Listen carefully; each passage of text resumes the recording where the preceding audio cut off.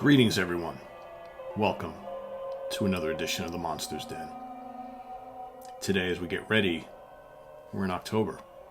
We're getting ready for Halloween.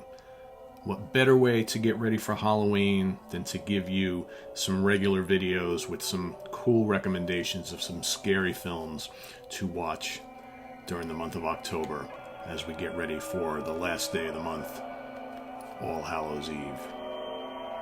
Today we're going to take a look at three classics, three recommendations for you, created, directed, produced by George Romero.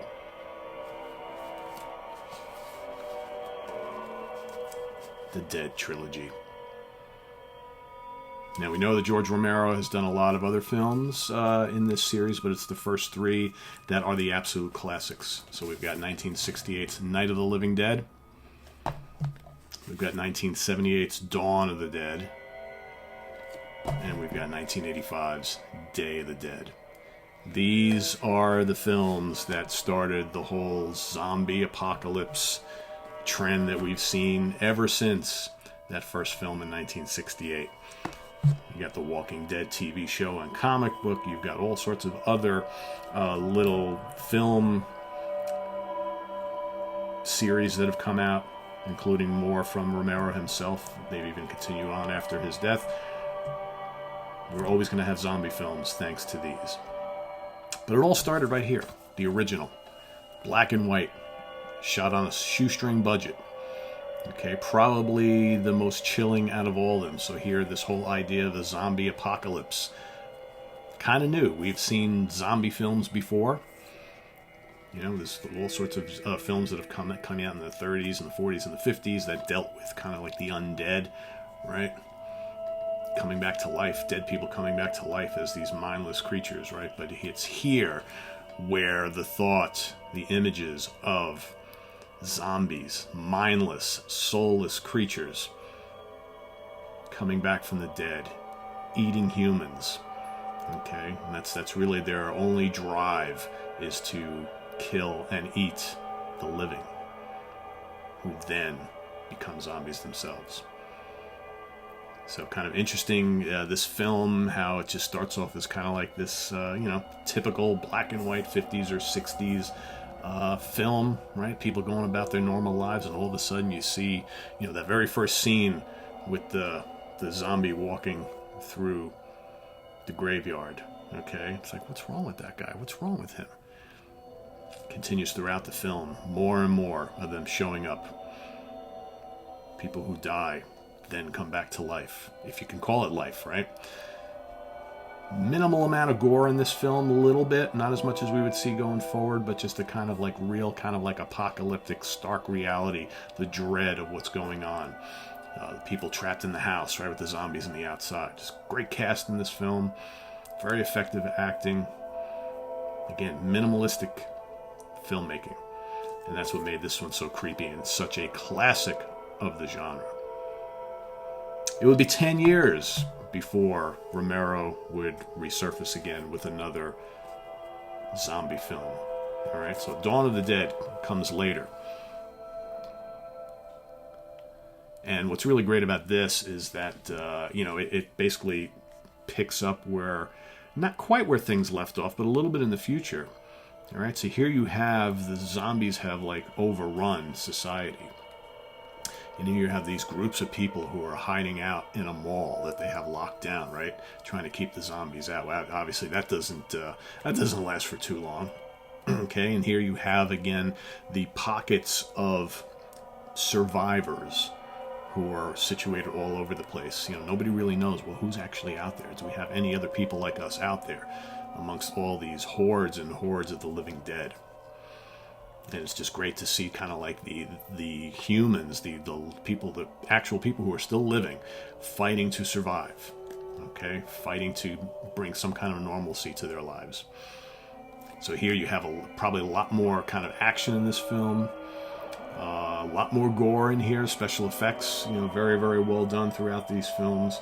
But especially you're starting to see, you got Tom Savini involved here. Tom Savini, special effects magician.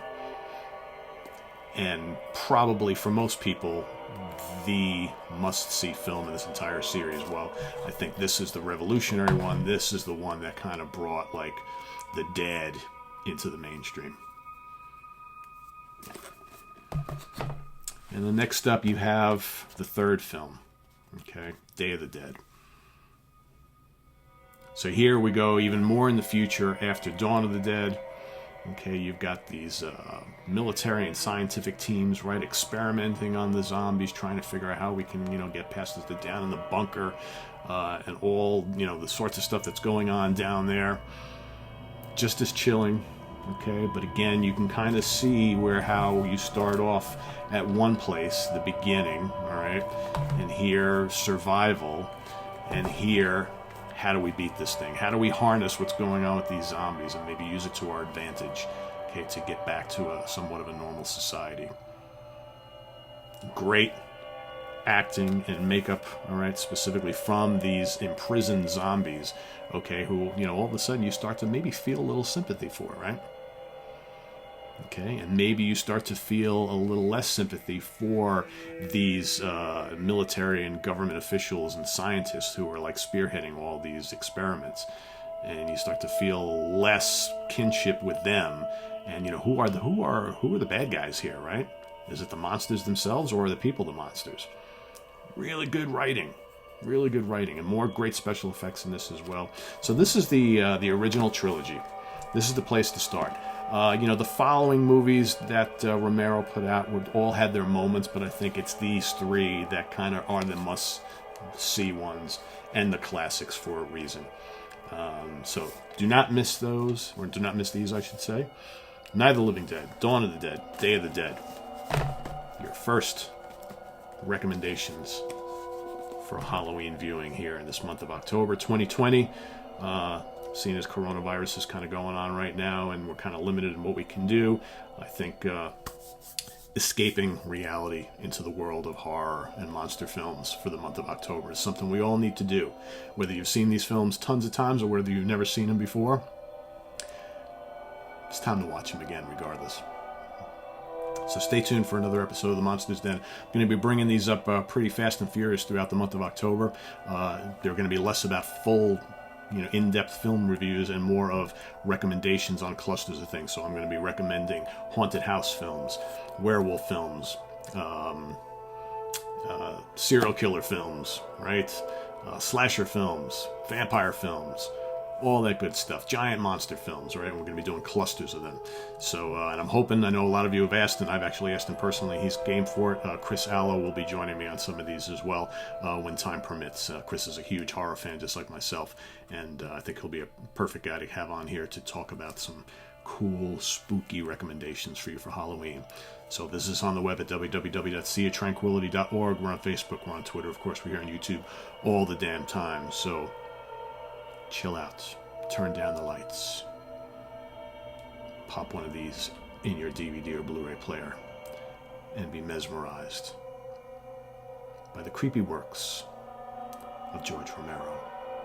We'll see you soon.